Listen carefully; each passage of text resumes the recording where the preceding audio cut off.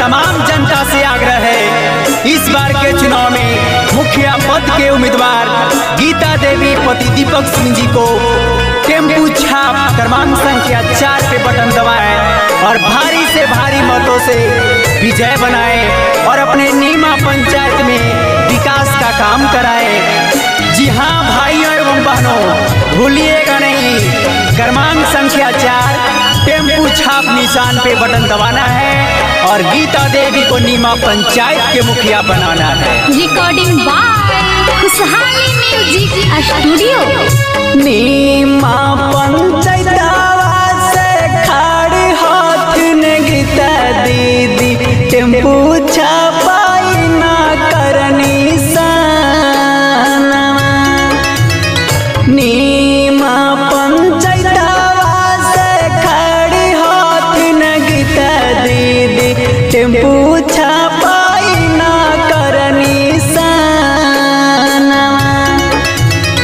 सुनो ये भैया चाचा करी हाथ जोड़िया उहे पर दबाई हा बटनवा।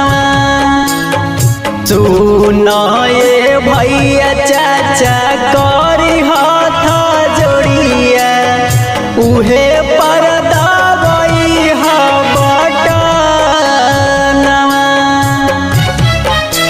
जी हाँ भाइयों एवं बहनों, नीमा पंचायत में अगर विकास की गंगा बहाना है तो हमारे गीता दीदी को मुखिया बनाना होगा और दीपक भैया के हाथों को मजबूत करना होगा।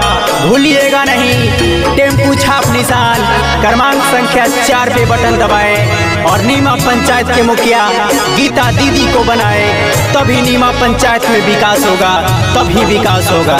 रिकॉर्डिंग बाय खुशहाली म्यूजिक स्टूडियो। दीपक भैया घूमी घूमी कहा हाथिन सबसे क्रमांक संख्या 4 पे टेम्पू निशानवा। दीपक भैया घूमी घूमी कहा हाथिन सबसे क्रमांक संख्या 4 पे टेम्पू निशानवा।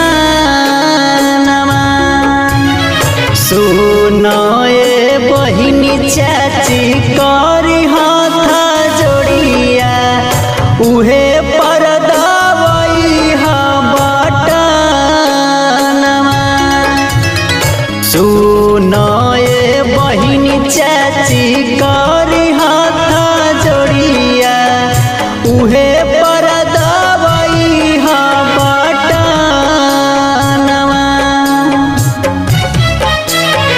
जी हाँ, सुयोग कर्मठ संघर्षशील समाज सेवी उम्मीदवार गीता दीदी नीमा पंचायत के मुखिया पद के उम्मीदवार।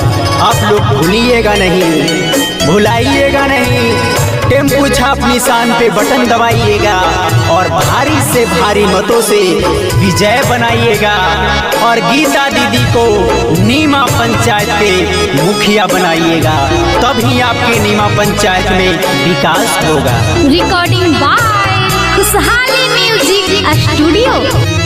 नली गली पीसी सी रोडा बनाबई तून गीता दीदी के मुखिया बनाई हा।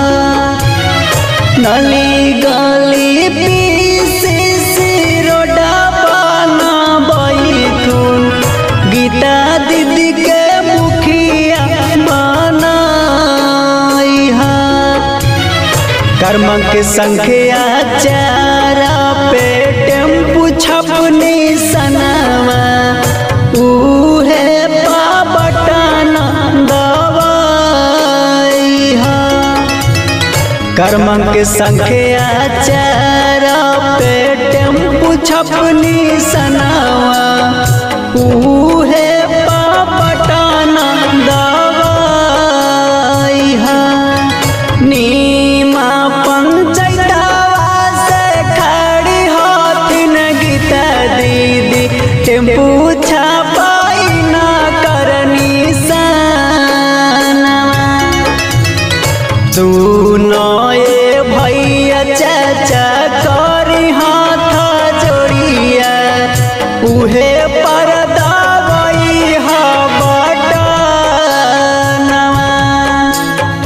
सुनाए भैया चाचा करी